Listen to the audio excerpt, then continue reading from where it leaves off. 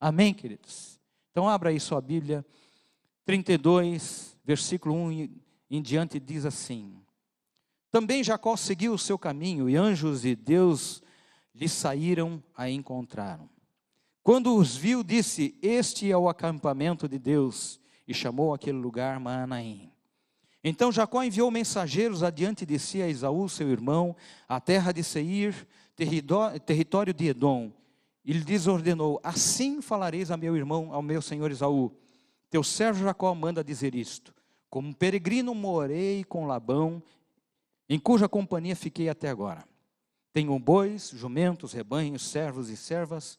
Mando comunicá-lo a meu senhor, para lograr mercê à sua presença. Voltaram os mensageiros a Jacó, dizendo: Fomos a seu irmão Esaú. Também ele vem de caminho para se encontrar contigo, e 400 homens com ele. Então Jacó teve medo e se perturbou. Dividiu em 2 bandos o povo que com ele estava, e os rebanhos, e os bois, e os camelos. Pois disse: Se vier Esaú a um bando e o ferir, o outro bando escapará. Sabe, queridos, uma das coisas que nós podemos ver aqui nessa história, que Deus é um Deus de promessas, e Deus jamais esquece das suas promessas. Às vezes nós podemos esquecer das promessas que Deus faz na nossa vida, mas Deus, Ele jamais se esquece da sua promessa. Essa parte da história, Jacó está a caminho da sua terra, a terra de Canaã. E a gente vê que num só dia aqui, 3 fatos ocorreram na vida de Jacó que foram marcantes. Eu vou falar hoje de 2 fatos, o terceiro vou deixar para a semana que vem. Mas 3 fatos no mesmo dia aconteceram que marcaram a vida de Jacó. A primeira coisa que nós vemos aqui, que Jacó teve uma visão de anjos pela manhã. Às vezes, queridos, Deus, em muitas situações difíceis da nossa vida, Deus envia anjos para nos dar direção. E nós precisamos de direção de Deus, nós precisamos de algo que nos mostre que Deus está conosco. Essa visão de anjos é também uma maneira de Deus relembrar para Jacó as promessas que ele tinha feito. Jacó tinha tido promessas de Deus quando ele teve um encontro com Deus 20 anos antes, antes dele chegar na terra de Padã Arã. Nós muitas vezes nos esquecemos das promessas de Deus para nós. Eu não sei o que você tem no seu coração, ou se você já alguma vez prestou atenção, mas eu tenho promessas, a nossa casa tem promessas de Deus para a nossa vida, eu falei já para vocês. Parte dessas promessas nós já vimos cumprida, grande parte nós não vimos. Mas eu creio que é promessa de Deus para nós. E nós não nos cansamos de olhar aquilo como algo que Deus tem e que vai realizar na nossa vida. O tempo é de Deus.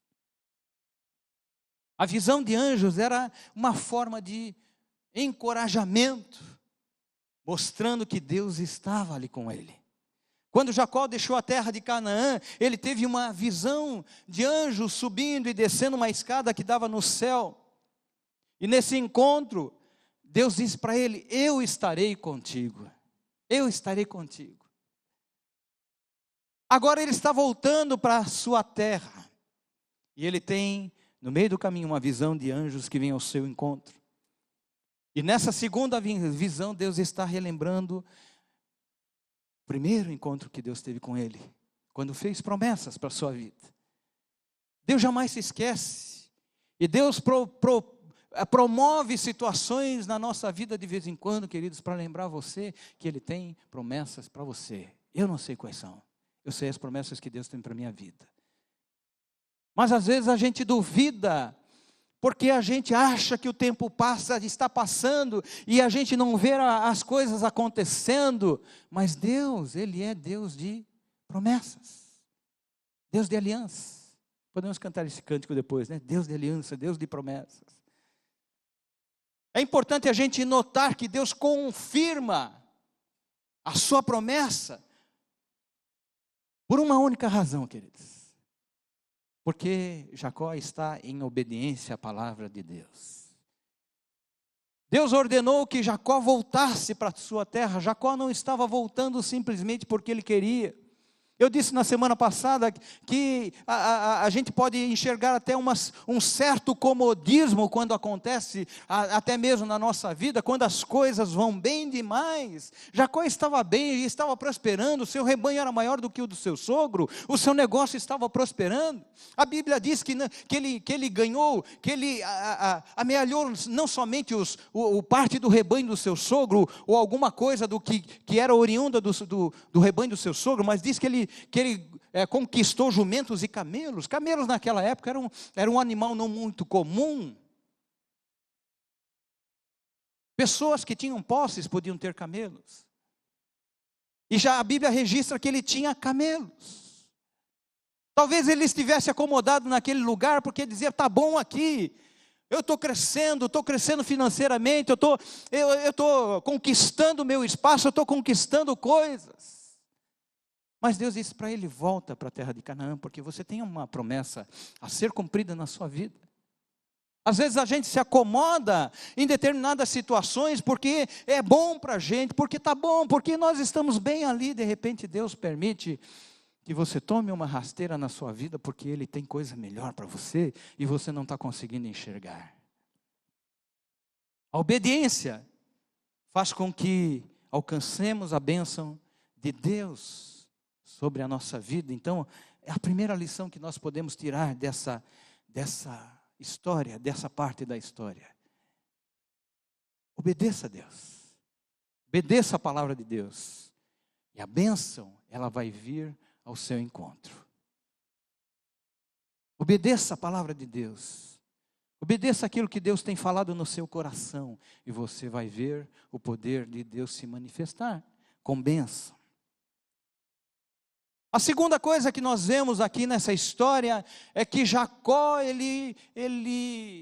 à tarde, ele caminha, ele vai de encontro ao seu irmão e manda mensageiros ao seu irmão. Quando a gente analisa toda a história, não somente os detalhes, mas você vai pesquisar, a gente descobre, por exemplo, que Betel e o caminho pelo qual Jacó veio para a terra de Harã, ficava ao norte. Ele estava lá na Mesopotâmia, lá em cima. Seir, que era a terra do seu irmão Esaú, ficava lá no sul. Ele poderia ter simplesmente ido para o lugar de onde ele saiu, que era a terra de seu pai, Berseba. Não precisava descer. Mas ele deliberadamente, ele sai ao encontro do seu irmão. E manda mensageiros. Seria natural que Jacó se dirigisse à terra de Canaã, ali por Betel. Talvez até para se lembrar do momento da experiência tremenda que ele teve com Deus. Ali ele erigiu um altar de adoração a Deus. Mas Jacó decidiu ir para o sul. Para a terra de Seir, território de Edom, a terra do seu irmão Esaú. Ele sabia que, apesar de passados 20 anos, ele tinha uma situação para enfrentar, uma situação não resolvida com seu irmão. Isso me faz lembrar, queridos, aquela passagem lá de Mateus 5, 23 a 25, quando Jesus diz assim: se, pois, ao trazeres ao altar a tua oferta, ali te lembrares de que teu irmão tem alguma coisa contra ti, deixa perante o altar a tua oferta, vai primeiro reconciliar-te com teu irmão, e então voltando faz a tua oferta.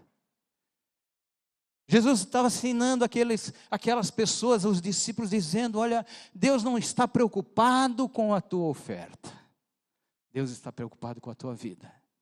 A oferta faz parte de uma vida que adora a Deus, e adorar a Deus implica em muitas coisas na nossa vida, queridos. Inclusive em nós amarmos aos nossos irmãos, as pessoas que estão à nossa volta. Porque se eu não amo, eu não tenho como adorar a Deus. A segunda lição, então, que nós podemos tirar dessa história de Jacó é que nós não devemos deixar que uma situação não resolvida com alguém, com o nosso irmão, com alguém com quem nós temos ou tivemos relacionamento, nós não podemos deixar que esta situação atrapalhe a bênção que Deus tem para a nossa vida. Não deixe que isso atrapalhe a bênção que Deus tem preparado para você. Sabe, queridos, eu vejo aqui nesta história e nesta situação, eu vejo de fato um sinal de que a caminhada de jornada de Jacó para a terra de Padã-Arã, quando ele começou, de tudo que ele passou naquele lugar, tudo que ele viveu naquele lugar, trouxeram para a vida dele um crescimento espiritual, um crescimento de mudança. E a gente precisa se lembrar que Jacó está ainda em processo. Porque neste processo, muitas vezes, a gente quer sempre dar um passo atrás. E quer sempre fazer as coisas do nosso jeito. E a gente diz que confia em Deus, mas no fundo do coração você diz, não, eu confio em mim mesmo. Eu confio naquilo que a minha capacidade pode fazer, na minha inteligência, no meu conhecimento. E Deus tem coisa melhor para você, e Deus está dizendo, confia em mim. Confia no Senhor com todo o teu coração. Jacó então envia mensageiros a Esaú, relatando tudo o que conseguiu no tempo em que ele ficou com Labão, como Deus lhe abençoou, como Deus lhe fez prosperar. Aqui, queridos, eu tenho a impressão de que Jacó, o objetivo de Jacó era dizer a seu irmão, olha, ele diz lá, olha, eu mando comunicá-lo ao meu Senhor, para lograr mercê à sua presença. Jacó tinha uma história muito estranha com seu irmão, porque ele o enganou. 2 vezes, primeiro roubou o seu direito de primogenitura, depois roubou a bênção que era do seu irmão. Quando Jacó saiu daquele lugar, havia uma promessa de Esaú dizendo, olha, assim que meu pai morrer, você também morre. Porque isso não vai ficar assim. Essa situação não vai ficar assim. Enquanto meu pai está vivo, você está vivo. Mas quando ele morrer, pode ter certeza que eu vou te matar. O objetivo então aqui de Jacó, queridos, parece que ele está querendo dizer ao seu irmão, olha, eu sou um homem rico agora. Não preciso de nada do que é teu. Não vou te enganar novamente. Hoje eu sou um homem mudado. Hoje a minha vida é diferente. Eu consegui construir do nada, consegui construir o meu patrimônio. Fique tranquilo que eu não preciso de nada do que é teu, não preciso te enganar, não quero te enganar. A esperança de Jacó era poder se reconciliar com seu irmão, estabelecer paz entre eles. Ele manda uma mensagem. Quando a gente manda uma mensagem para alguém, o que você espera? Uma resposta, né? Eu vou lá na casa do Mário e da Maria, filar uma boia lá, manda uma mensagem para eles. Estou chegando aí. Vou almoçar com vocês. Ainda que eles não gostem muito, eu espero uma mensagem dizendo, oh, que legal, vem mesmo. Jacó esperava uma mensagem, uma resposta. Jacó esperava uma resposta boa. Mas a resposta que os mensageiros trazem para ele é assim. Esaú vem ao teu encontro. E sabe o que mais? Ele vem com 400 homens. A Bíblia não fala, mas provavelmente armados. A primeira reação que Jacó tem é mandar separar sua família, o seu povo ali em 2 bandos. Ele pensou, bom, eu vou separar em 2 bandos, porque se Esaú vier e atacar um, pelo menos o outro tem possibilidade de se livrar do ataque de Esaú. Ele toma suas providências. A gente não faz isso. Quando a gente está numa situação difícil na nossa vida, a gente sempre quer fazer as coisas a nosso modo. Primeiro a gente faz. Depois a gente pensa direitinho e fala, não, isso aqui é coisa só para Deus mesmo, não tem jeito. Jacó, ao se sentir ameaçado, ele decide buscar ao Senhor e ele ora. Sabe, queridos, oração é o que muda a nossa história. Oração é você falar com Deus. Nós cantamos aqui a oração do Pai Nosso. Às vezes nós vemos as pessoas pegando essa oração como se fosse um mantra que pudesse ter algum poder, alguma coisa que possa resolver a sua vida. E fica declarando aquilo como se fosse um papagaio. Se você ensinar para o papagaio, ele vai falar também. A oração que Jesus ensinou e que nos deu uma direção de como nós devemos falar com Deus. E tem tantos princípios importantes ali que as pessoas nem entendem o que são, o que significa. Orar.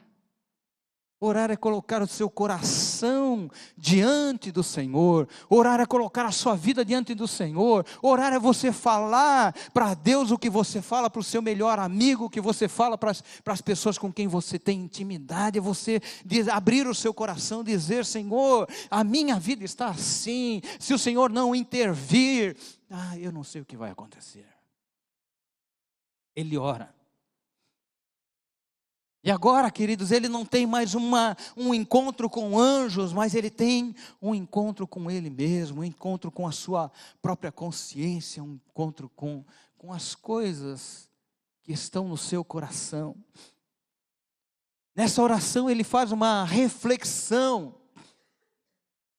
Ele faz uma reflexão da sua própria vida e da sua trajetória.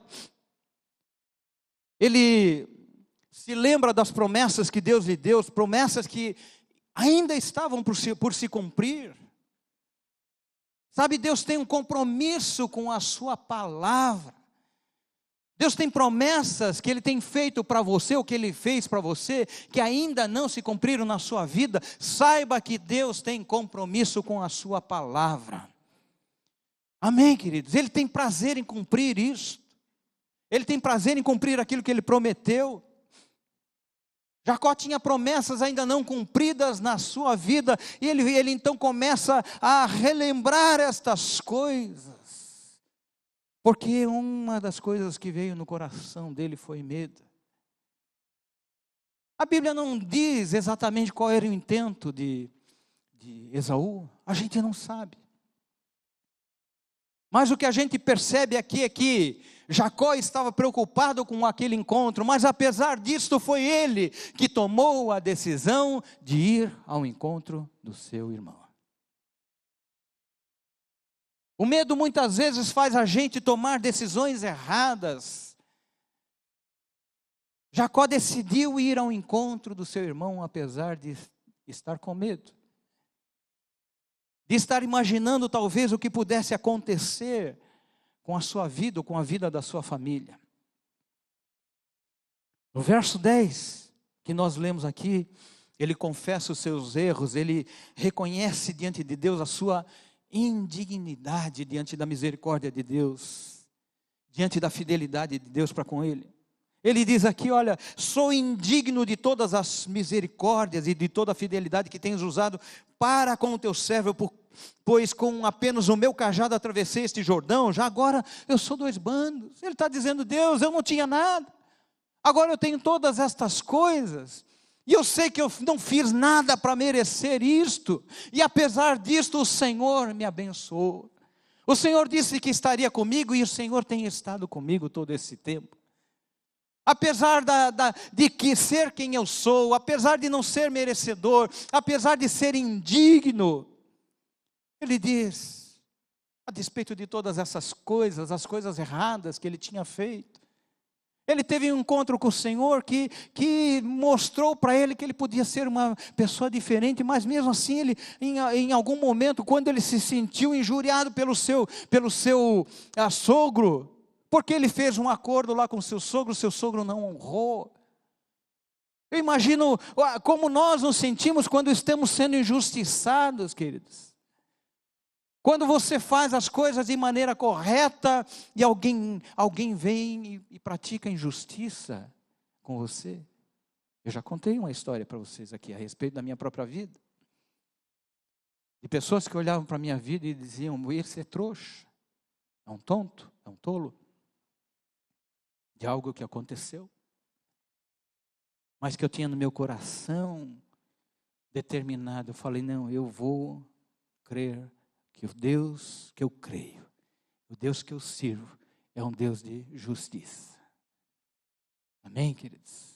É um Deus de justiça. Ele enganou, ou tentou enganar, né?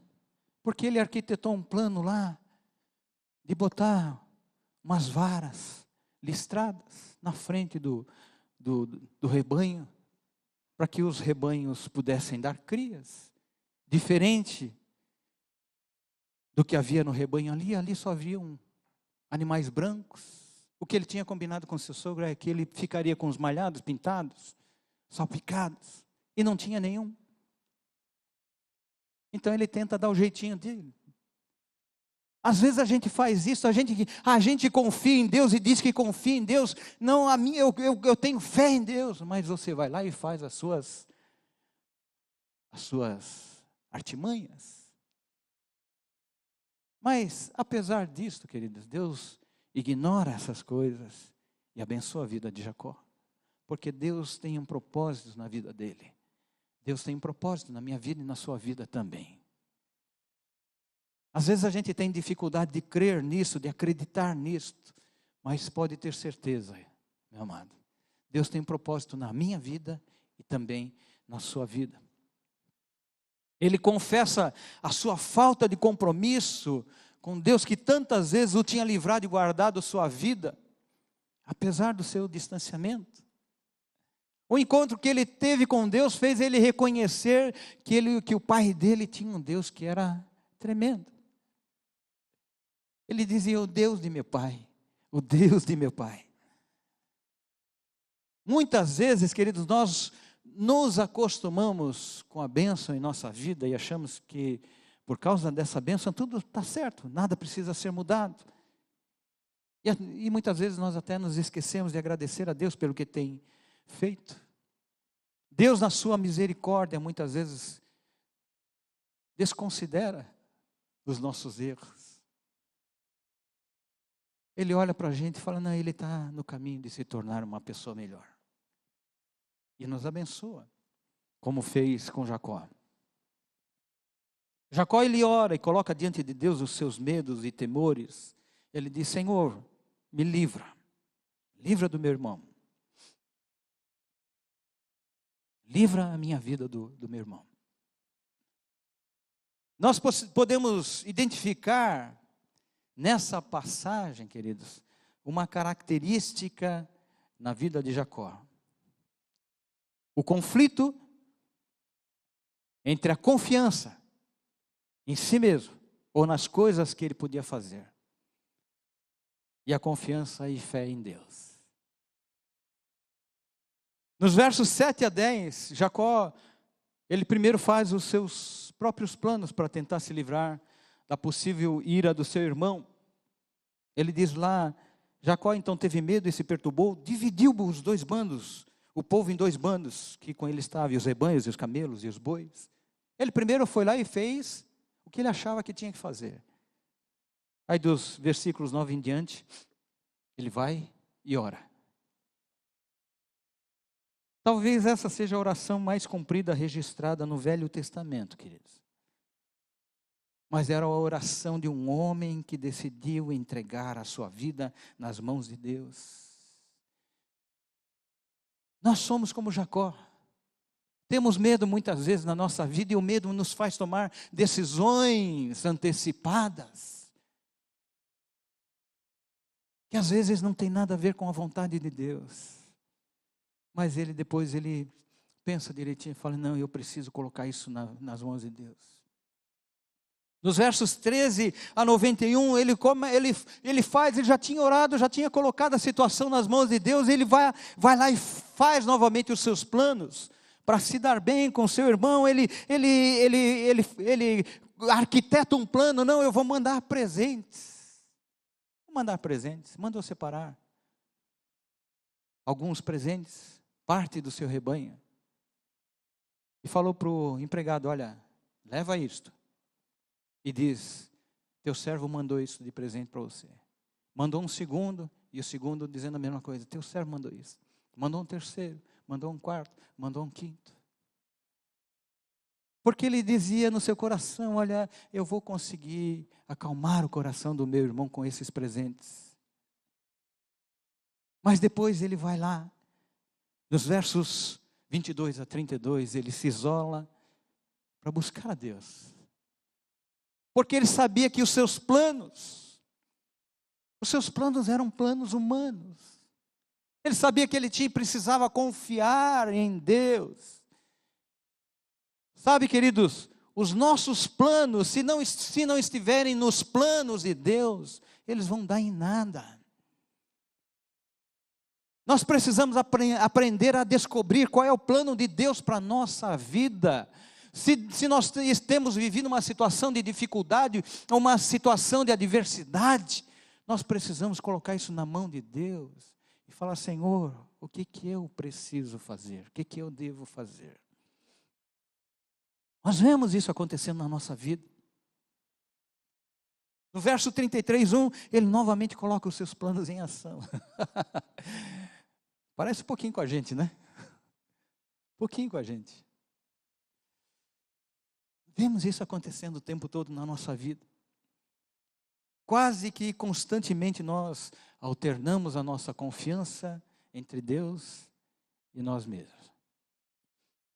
Primeiro nós buscamos fazer sempre aquilo que nós julgamos capazes, que está dentro da nossa capacidade. Confiamos na nossa capacidade, na nossa inteligência, na nossa intuição. Depois nós buscamos ao Senhor.